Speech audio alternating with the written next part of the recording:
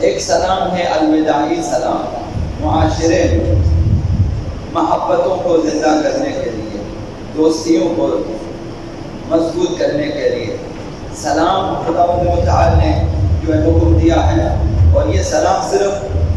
ورودی نہیں ہے، الوداعی بھی ہے، جہاں آپ کو آتے ہوئے کہا کہ سلام کریں، جب بھی ملے سلام کریں، جب گھر میں داخل ہو جائیں سلام کریں، اور جب بھی ملے سلام کریں، بھلے 5 منٹ کے بعد ملا پھر بھی سلام کریں، اور اسی طرح حکم ہے کہ جاتے ہوئے بھی سلام کریں، خدا حافظی کے ساتھ بھی سلام کریں۔ تو اس سلسلے میں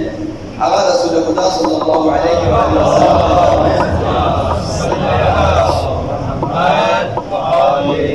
اذا قام الرجل من مجلسه، جب کوئی شخص محفل سے اٹھ جاتا ہے جانے کے لیے، فَلْيُوَدِّعْ إِخْوَانَهُ بِالسَّلَامِ، وہ دوستوں کو سلام کے ذریعے وداع کرے، سلام کر کے وداع کرے، الوداعی سلام، جاتے ہوئے بھی کہیں کہ السلام علیکم میں جا رہا ہوں، یا خدا حافظ کے ساتھ مثلا کہ اللہ حافظ السلام علیکم میں جا رہا ہوں، یہ الوداعی سلام۔ اس کا فائدہ کیا ہے کہ جاتے ہوئے سلام کر کے جائیں محفل میں، بس دروازے سے باہر جاتے ہوئے آپ سلام کر کے باہر نکل جائیں۔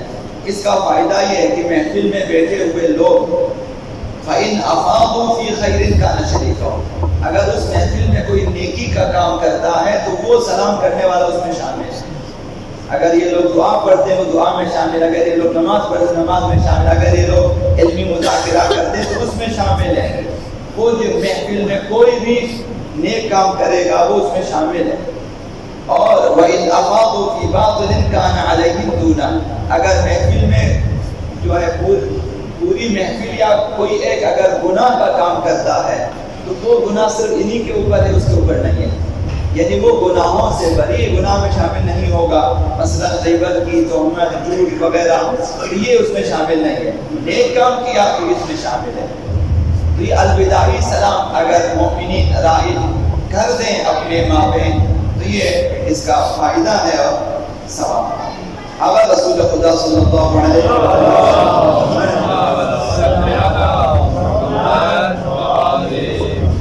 اذا قام احدكم من مجلسه منصرفا، اگر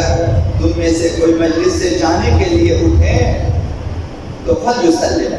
تو وہ سلام کرے، یعنی حکم ہے، مستحب ہے، واجب نہیں ہے،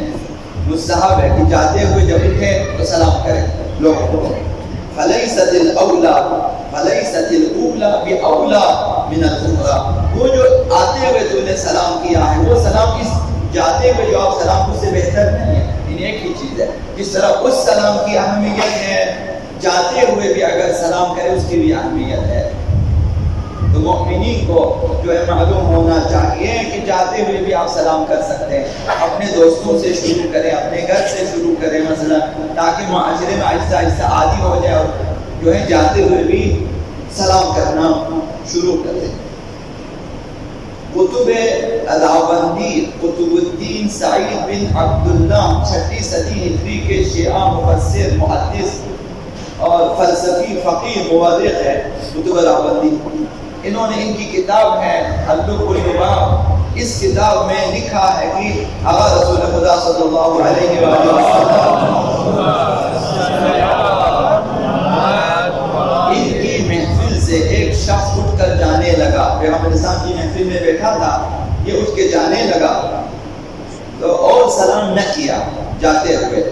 تو پیغمبر اسلام نے فرمایا ما اسرع ما نسیتم، کس قدر جلدی بھول جاتے ہو تم، آتے ہوئے اس نے سلام کیا تھا مثلا